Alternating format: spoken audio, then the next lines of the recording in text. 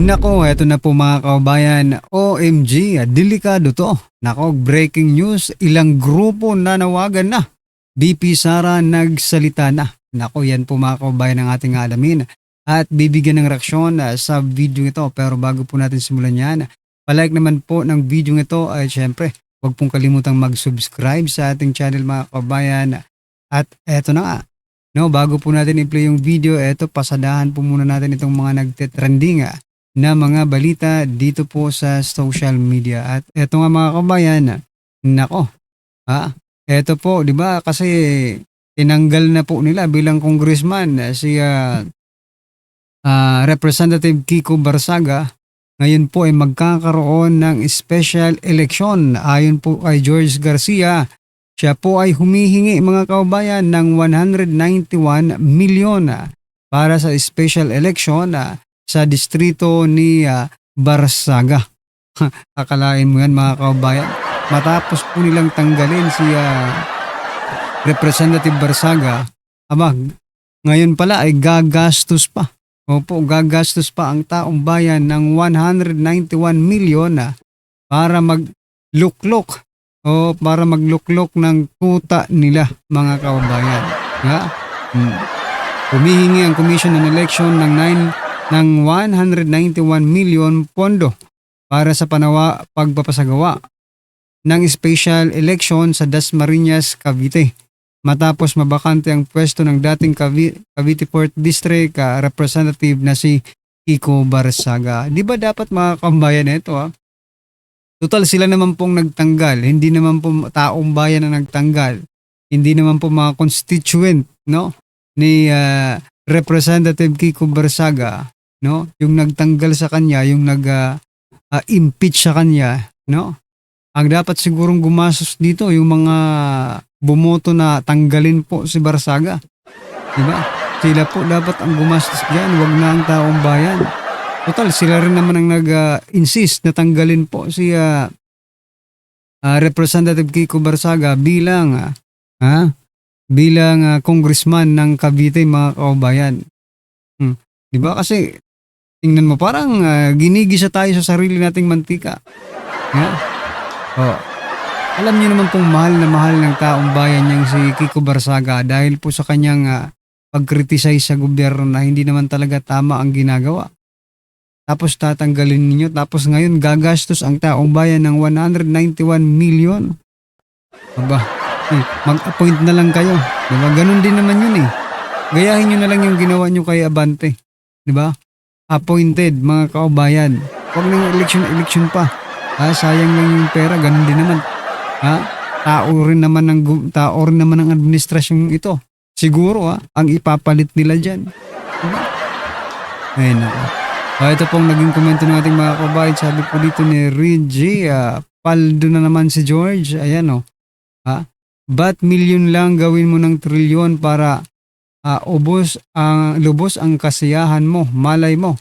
Pagdating ng panahon, baka mababalatan ka na niyan. Ayan mga kabayan. Grabing gastusin yan. Sabi po ni Peter Garcia, magkano naman ang sayo dyan? Ayan mga kabayan, magkano daw?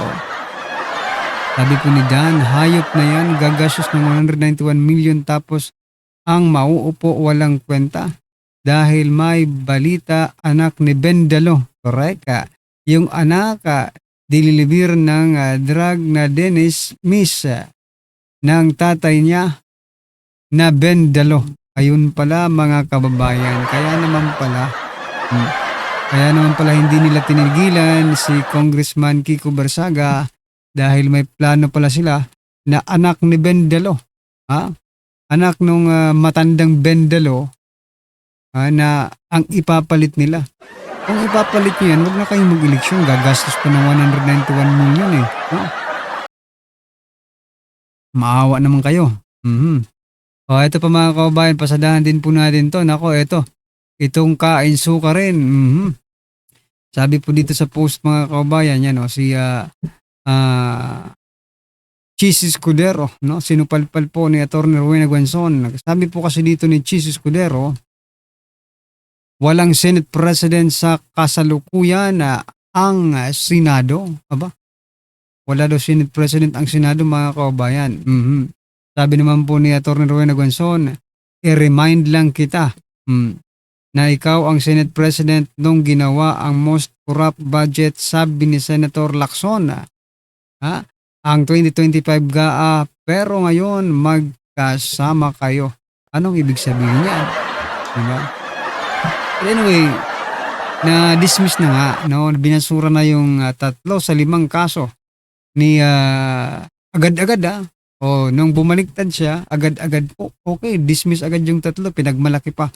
3 sa 5 kaso ni Escudero, na-dismiss agad, mga kababayan.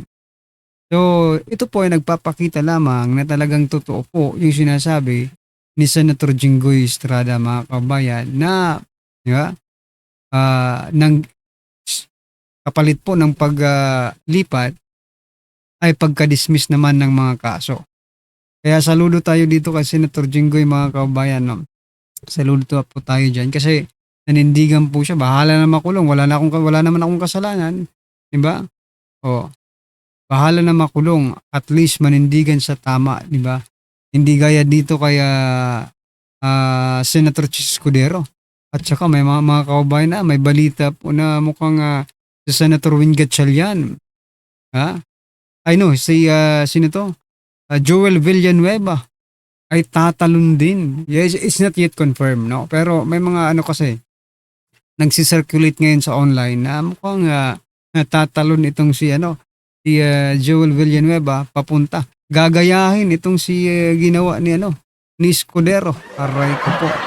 Kapag ginawa niya yan, mga kababayan, isa lang din po ang ibig sabihin niyan. Di ba? Posibleng may kasalanan siya. Dapat ipakita nila na wala silang kasalanan. Kung talagang wala silang kasalanan, di ba? Anyway, eto pa, mga kababayan, pasadahan din po natin to bago po natin i-play yung video. Ayan mga kababayan, si Ben Delo. Sabi po kasi dito ni Ben Delo, mga kababayan, teka lang Sabi niya po dito, I love my wife. Aba, mahal niya raw ang kanyang asawa. And my children, pati yung kanyang mga anak. So I cannot do that. Hindi ko kayang gawin yan. And then I am prayerful person. Madasalin daw siyang tao, madasalin kang tao. Pero ang lumalabas sa bunganga mo, ganyan. Aba, ibang klaseng pagdadasal yata ang ginagawa mo, Senator Tulfo. Di ba? No. Wala po akong babae. Ayan wala daw siyang babae, mga kababayan. Hinayupak na yan, magsisinungaling pa. Diba? Harap-harapan tayong pinagsisinungalingan ng taong ito. Bakit ba naging senador ito, mga kababayan? Si Ben Delo, bend the process. No? Lahat na lang gusto nilang i-bend. Akala kasi nila sila na talaga ang most powerful dito sa Pilipinas. Diba? Pero teka lang, pasisinungalingan po natin itong sinasabi niya. Ito pong sinasabi niyang wala siyang babae ay pasisinungalingan po natin dahil sa interview niya po sa Commission on Appointment ba yun, mga kababayan? Correct me if I'm wrong Ito po, papakita na lang po natin. Colorful pala ang love life ni Erwin Tulfo. Ito, pakinggan niyo ito, mga kababayan. And I would like to read, subject official declared that he has 10 children from several women. I suppose you had a very colorful love life secretary. And there were 4 women who are the mothers of your children. Are you still in good terms with the mothers?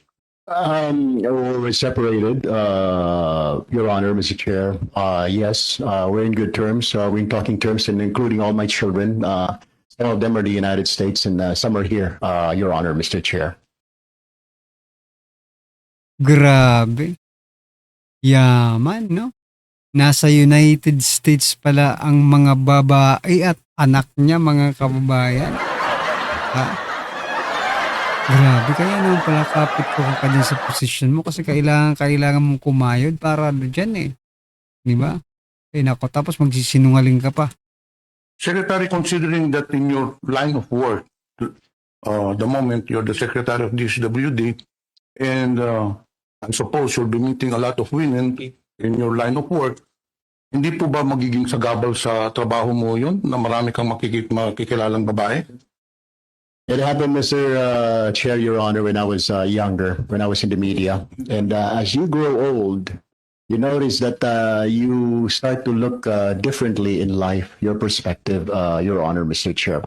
When we are young, sir, we make mistakes. I mean, but I'm not ashamed to say that I made mistakes. And from that mistake, you have to make corrections and adjust. And